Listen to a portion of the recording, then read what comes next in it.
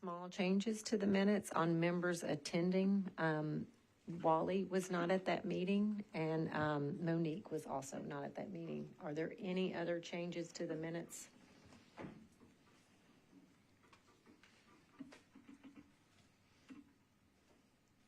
Okay, seeing none, do I have a motion to accept the minutes from the June 12th, 2025 meeting with those changes? So move. Second? Second. All right, I have a motion and a second. All in favor, please say aye. Aye. All right, minutes pass with those changes. And then next we will move to our purchasing agent report, and Dennis Rowland. We'll turn it over to you. Thanks, Dennis. Thank you, Chair. So for this update, I would like to give basically the FY26 strategy. I think I mentioned it in the last meeting, and we did it the same time period last year. So with that being said, I'll walk us through it. Before I get into the FY26 details, it's important to take a look back at FY25. We created some significant wins from our FY25 strategy, and these include several of the items that I have listed. So we worked probably primarily on cycle time and buyer standardization, Kaizens, and significant improvements there. We also developed a successful buyer department alignment, which has been really, really well received from the departments. We've improved department collaboration and communication through face-to-face meetings, WebEx meetings, a lot of interaction. We've also updated some reporting methods using AI.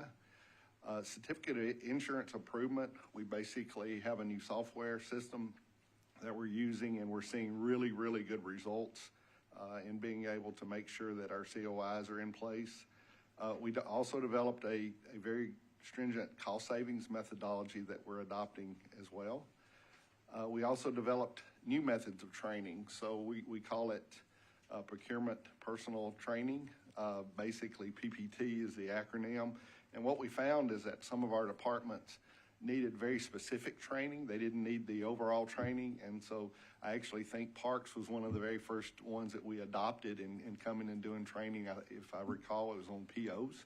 And so we also did that with some other departments as well, and found it to be very successful. And so we want to roll that out, continue to roll that out in the future. NIGP and CCFO certifications and team growth, we continue to get people certified in those organizations.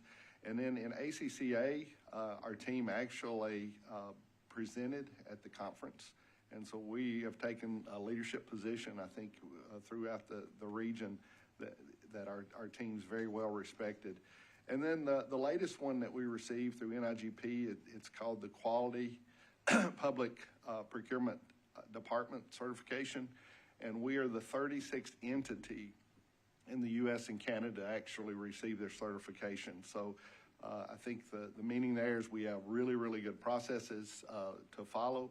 It's a very stringent qualification process that we went through, and so we're very excited about this certification that we went through.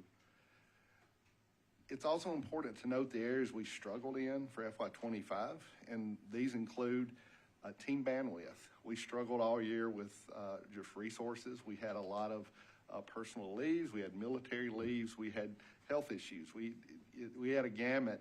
And so we spent most of the year, it seemed like, just plugging holes in the boat, keeping it afloat.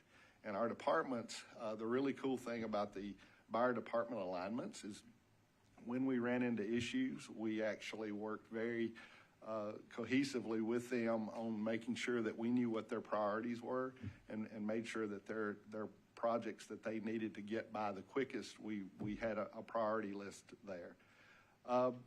So the team bandwidth affected our ability to adopt our new standards, the ability to train, ability to fully implement the buyer department alignment because we had a lot of changes that took place, and then difficulty creating team building opportunities.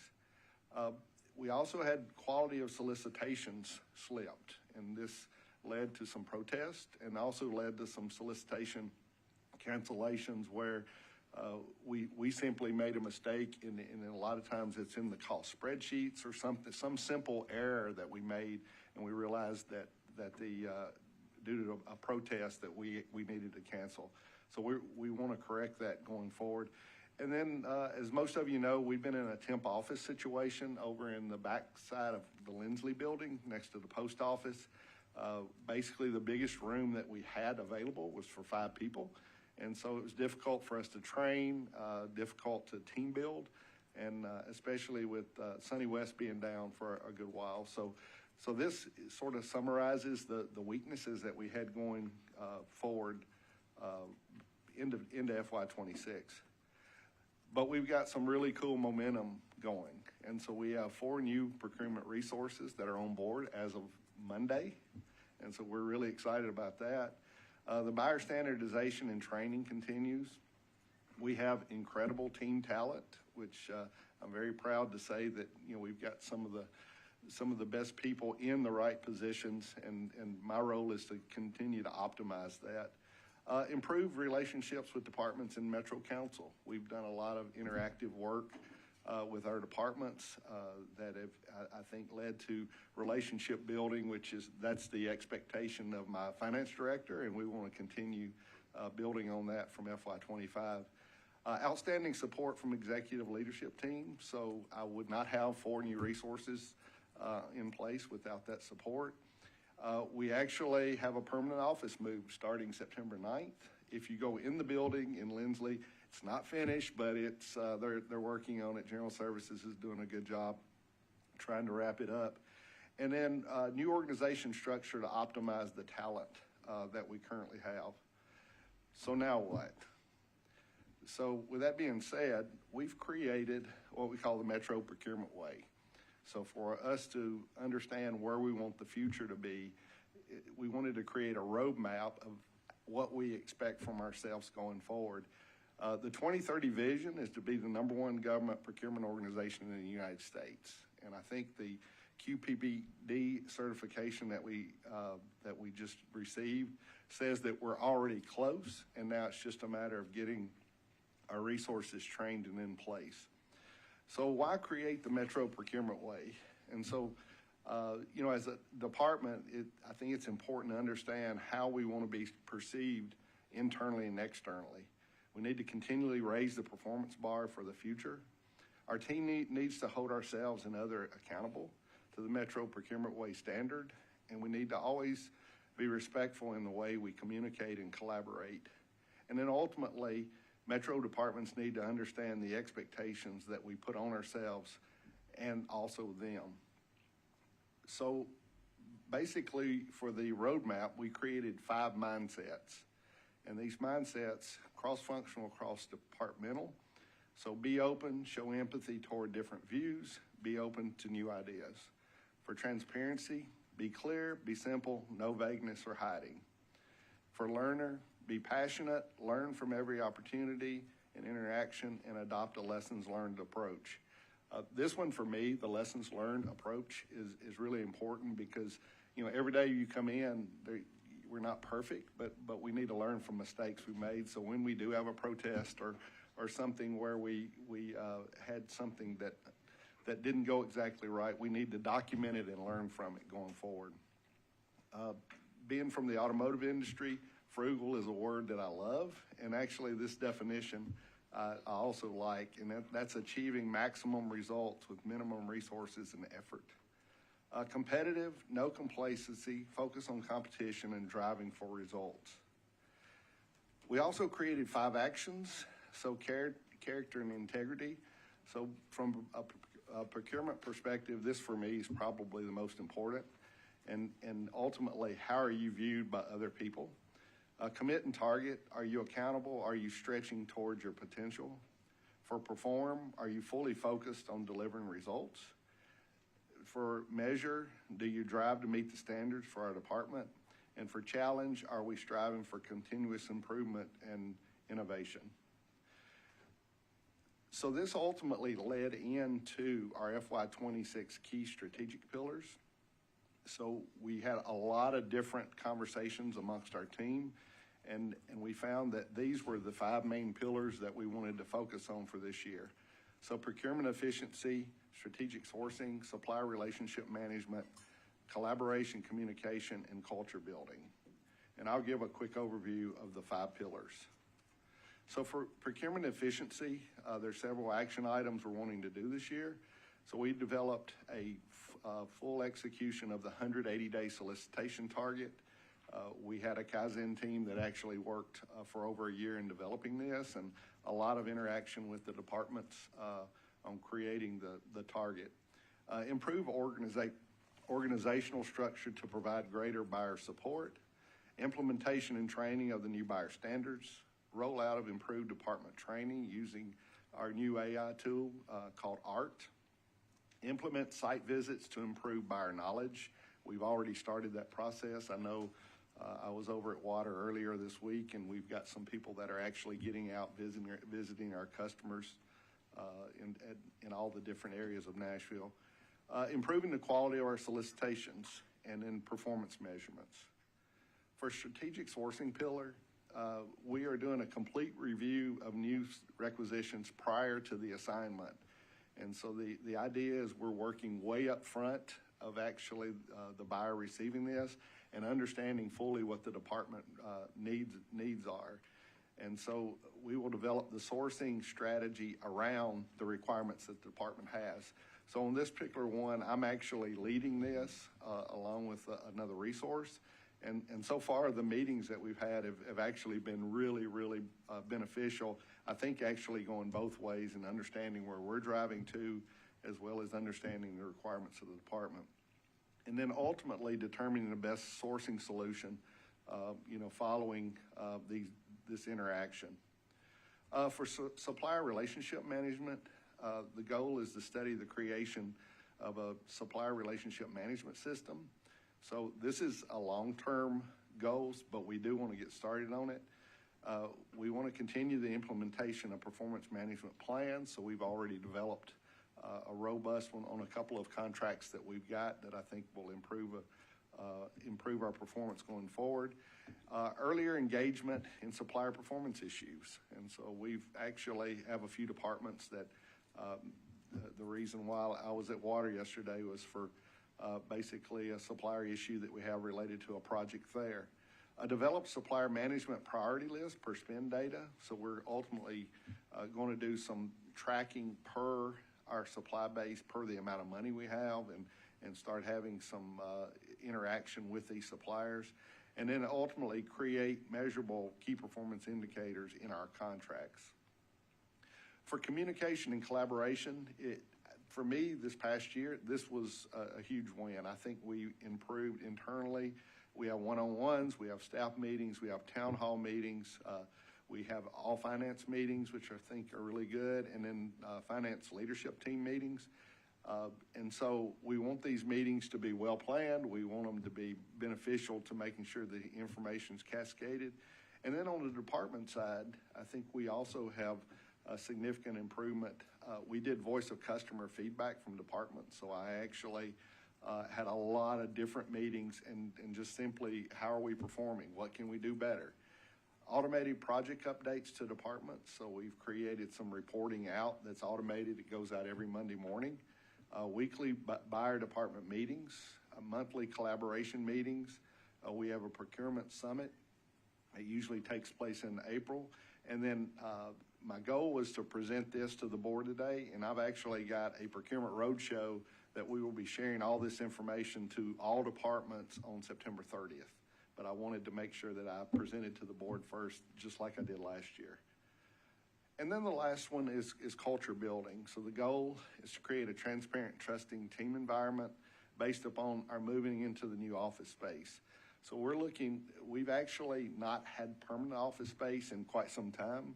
And so I can't tell you the excitement that our team has in getting into our space and ultimately start facilitating a new culture post-COVID. We've created a cross-functional team building committee. We've also interacting job shadowing for career growth. Mentor coaching is one of the finance directives that we'll be starting on. And ultimately, Office of Impact with Andrea's team will lead a couple of activities related to culture building for us going forward. And then lastly, this is, I always end with this picture, because ultimately the one thing that we're wanting to present is one team, one boat, one direction. So I think this boat is represented that you've all got to be working together as a team to have the most success. So are there any questions? I know I went really fast, but are there any questions? Any questions? Dennis, I think this is great. I really commend you and the purchasing team, BAO, the entire staff in your division for all of their hard work. You have done incredible work, made great strides.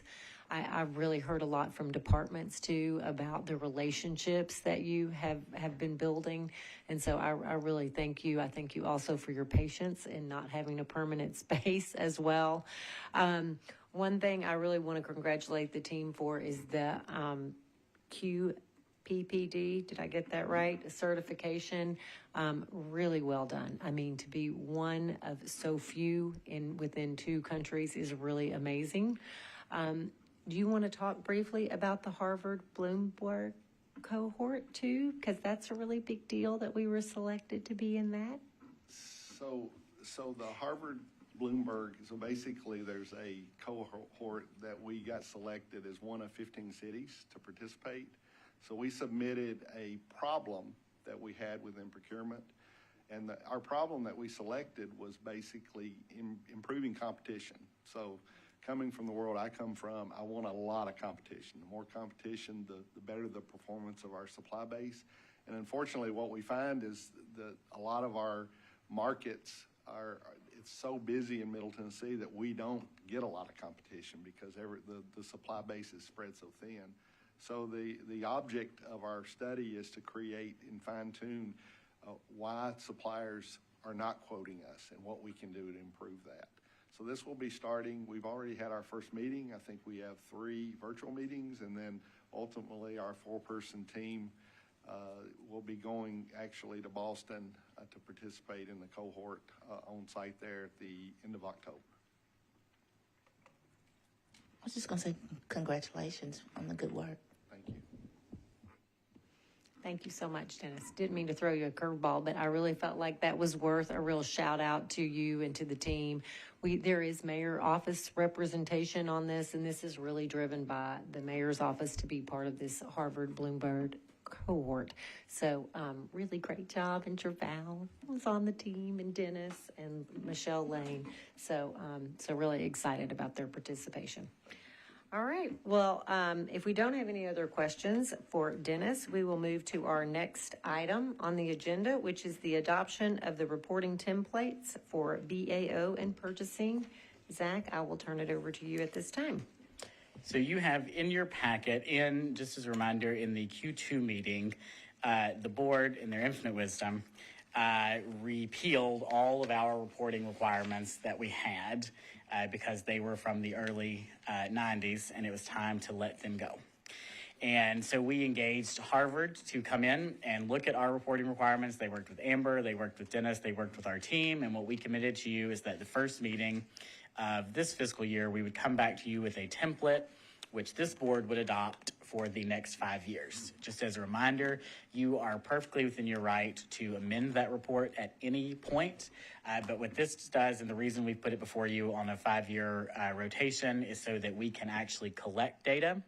And the reason that we have chosen the data that's in front of you is because when we worked with Harvard and we worked with the Procurement Excellence Network and with NIGP, what we're trying to do and what multiple governments across the country are trying to do is come up with a base set of data that you can use to benchmark yourself against. Because right now, because purchasing agencies are so different, there isn't a good set of data that you can use to benchmark your organization.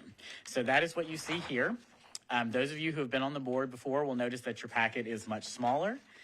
Judy, who is not here, is grateful to you for having a smaller packet because beforehand she had to make you that big, ugly binder that I know you reviewed every inch of when we gave to you. And so this is a much simplified report. And just to go over it very quickly, it basically covers what did we receive, what came into our office, what did we get done, and that's broken out into the different sourcing events there. What are we working on? What's the per buyer average? Right now we're running at 13, which is much better than we were a year ago today, running somewhere around 19. And then it talks about what we're saving, what that savings looks like on contract versus on cooperatives versus off contract.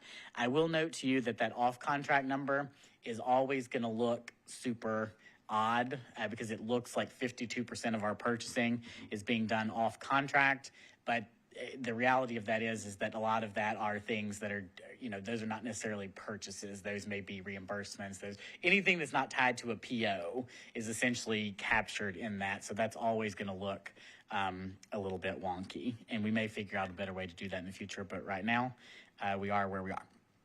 And then there's also the total per average monitored projects for the BAO. Right now, they're monitoring an average of 61 contracts each. And then the business development outreach, how are we engaging suppliers, is also there on the right. And then behind that, you will see all of that broken out into various charts, which Amber has done. And then the last page is going to be your BAO key performance indicators. It's the most colorful of your reports that you have there. And that's very similar to what they had before. But if you have any questions about that, Christopher can answer those. So I would submit that to the board to adopt, remembering that you can at any point come back and tell us you want to know about something else. Great. Zach, thank you so much. Do I have questions or comments? Would you like a few moments to review just to see if you have any? Do you have a question? Okay, you did. Okay, great.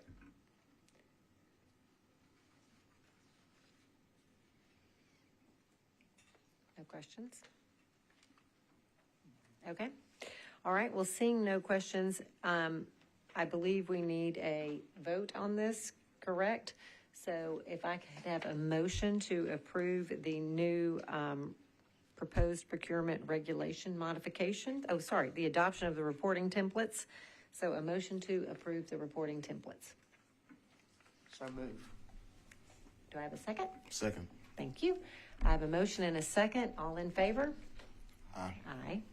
Thank you so much. This is really great. All right. Next item on the agenda is our procurement regulations modifications. Zach, I'm turning that back over to you, and these are broken into two different sections. Cool. First, I do want to give Amber, our data officer over there, credit for putting together the templates. She maintains all of the data. She managed the project with Harvard, and so we're all indebted to her for that. On the regulatory changes, the first one that you have is a change to R4 08 060 02.4,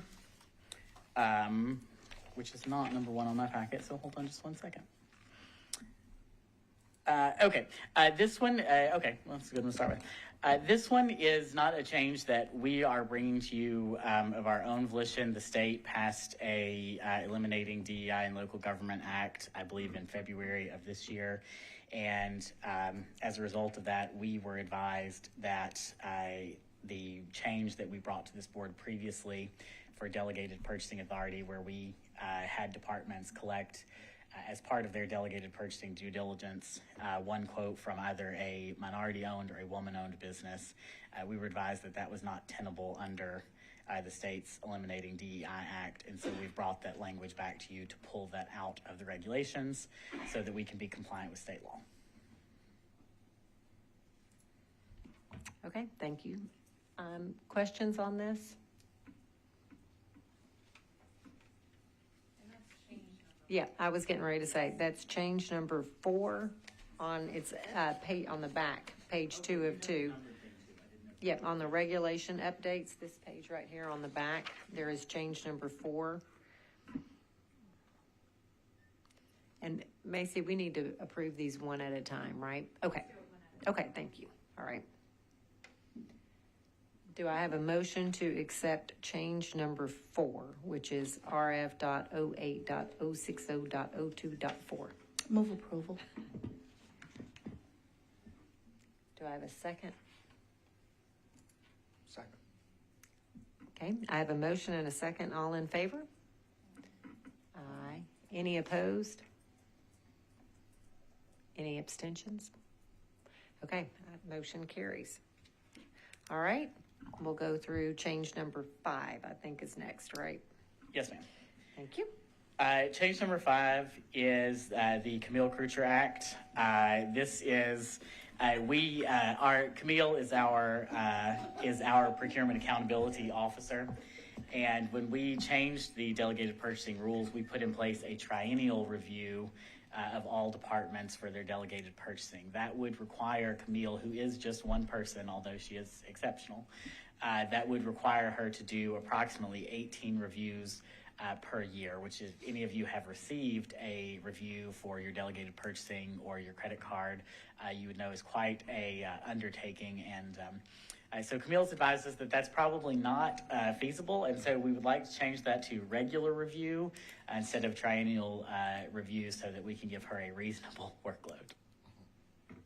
Thank you so much. Any questions?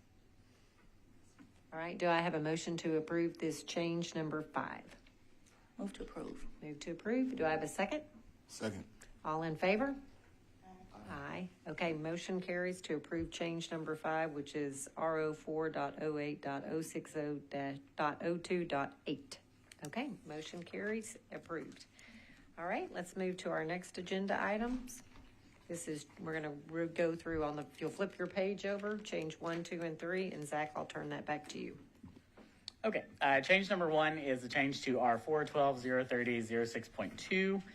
This is a spot in the regulations where it references the previous competitive bidding limit, of $25,000. We've changed that language to just reference the competitive bidding limit. That way, if council changes that in the future, we don't have to go back and change it in 10 spots. In the regulation, we also here have modernized the language. Again, in a reference back to the 90s when most of these were written, it talks about paper mailing lists. I'm not aware that we have a paper mailing list anywhere. Everything is done electronically, which is not, just for the record, the standard for most purchasing organizations across the country. So we're ahead of the curve on that. But this just changes that to let us publish that through the medium that's most effective, which for us would be through our electronic procurement system. Wonderful. All right. Any questions? Do I have a motion to approve? Move approval. All right. Do I have a second? Second. All right. All in favor? Aye. Any opposed? All right. Change number 1 is approved for R4.12.030.06.2. All right. Next change, Zach. This is change number 2 in your packet to our 412.030.16. This is again a change where we're doing 2 things. Number 1, we're removing the reference to the previous competitive bidding limit. And the second thing that we're doing is we're matching the regulations to practice. As this sets things out, it talks about mailing notices out simultaneously. Again, we don't mail things. out. We issue them through our online system. So this matches our practice to or matches the regulations to what is our practice. All right, great. And saves paper, I'm just going to say. Side note. Okay, do I have a motion to approve change 2? Motion approved. All right. Second. I got a motion and a second. All in favor? All right, aye. Unanimous. Motion carries to approve change 2, R4.12.030.16. Thank you so much. And our last change, Zach. This is change number 3 to our 4.12.040.17. The current version of that reads that you will only publish the intent to award after a contract is entered into. that is an illogical order of things, because if you did that, you would not afford the non-awarded supplier the ability to protest their award. And much as we may feel like we want to do that on some days, that would be anti-competitive and not something that we as the government would want to do. So this again matches the regulation to practice, which is that the intent to award is posted on our website after those offers are evaluated.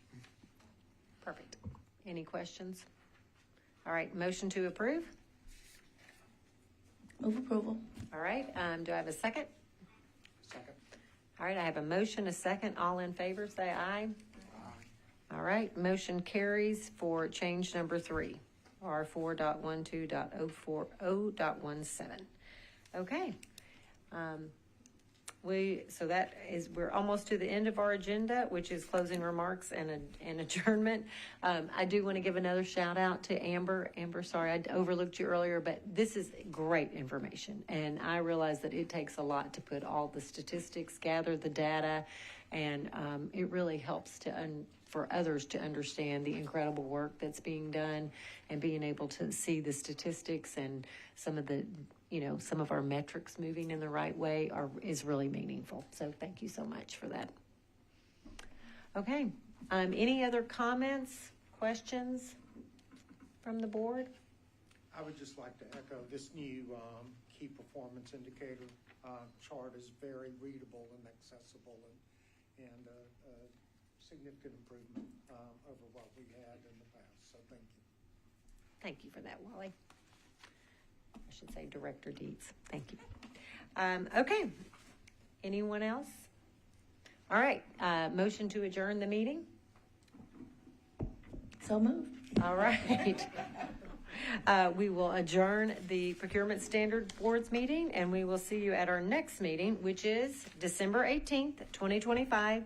Please mark your calendars for that date, December 18th, 2025. We will see you then, right before the holidays. Thanks, everybody, for being with us today, and thank you again, purchasing team.